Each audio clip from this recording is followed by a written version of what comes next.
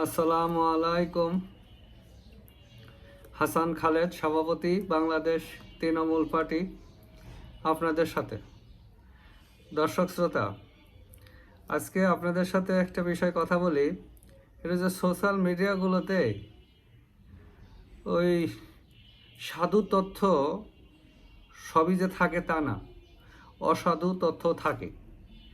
সেই তথ্যগুলো নিয়ে মানুষ বিব্রতকর হয়, কনফিউজ হয়ে যায়।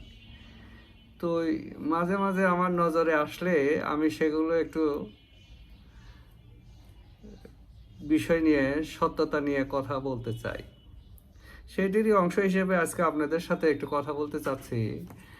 এই যে আপনার আওয়ামী লীগ নেতা শেখ হাসিনা প্রসঙ্গে একটা কথা এখন খুব বেশি প্রচার হচ্ছে, জিয়াউর রহমান নাকি তাকে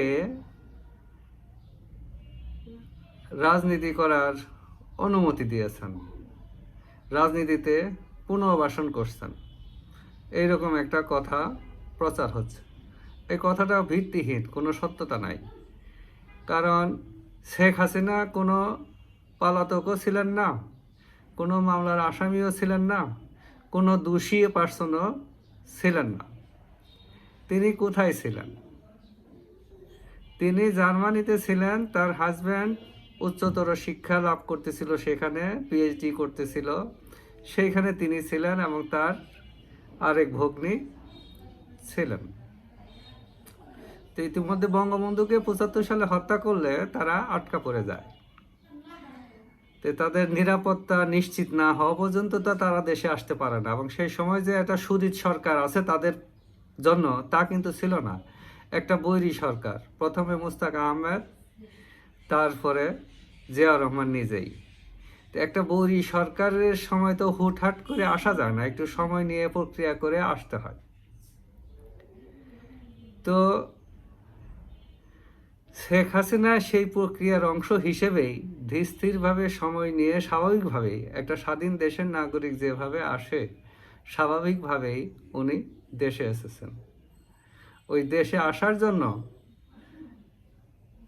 তার কোনো পারমিশনের দরকার হয় না, কারণ উনি তো এই দেশেই নাগরিক, এই দেশেই আসবেন। তার বিরুদ্ধে তো কোনো বিধি নিষেধ ছিল না। তারপরে তিনি যখন দেশে আসেন তখন কিন্তু তিনি আওয়ামী লীগের সভাপতি হয়ে আসছেন।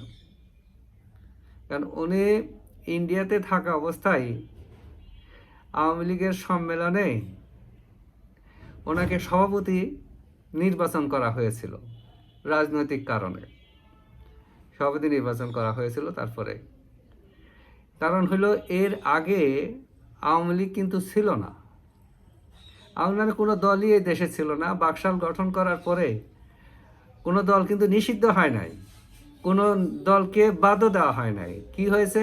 দলগুলোর অ্যামালগেশন হয়েছে, দলগুলো একত্রিত হয়েছে, হয়ে বাকশাল করছে। তো সেটা যখন বাকশাল থাকলো না, তখন তো দলগুলো পূর্বের অবস্থায় ফেরত যাবে না, এটা পূর্বের অবস্থায় ফেরত যাবে। তো এখন যখন বহুদলীয় গণতন্ত্র আসলো, তো সেই সময় তো দলগুলো সব আবার তাদের আপন জায়গায় চলে গেল।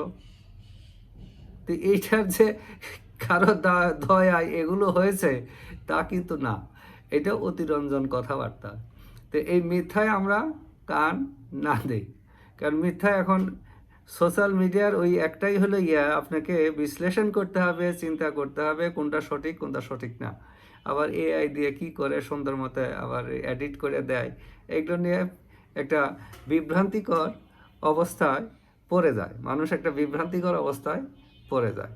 কাজেই একটু মানে এইখান থেকেও সত্য জিনিসটা উদ্ঘাটন করতে হলে আপনাকে একটু চিন্তা করতে হবে, খালি দেখলেই চলবে না, একটু চিন্তা করতে হবে। কাজেই শেখ হাসিনা দেশে ফেরার পথে কোনো বিধিনিষেধ ছিল না, উনি যথাযথ দেশের নাগরিক হিসেবেই এসেছেন। এবং উপরন্তু তিনি আওয়ামী লীগের মতো একটা বড় দলের সভাপতি নির্বাচিত হয়ে এসেছেন। কাজে তাহলে আমরা এটা ভুলে যাই যে জিয়া রহমানের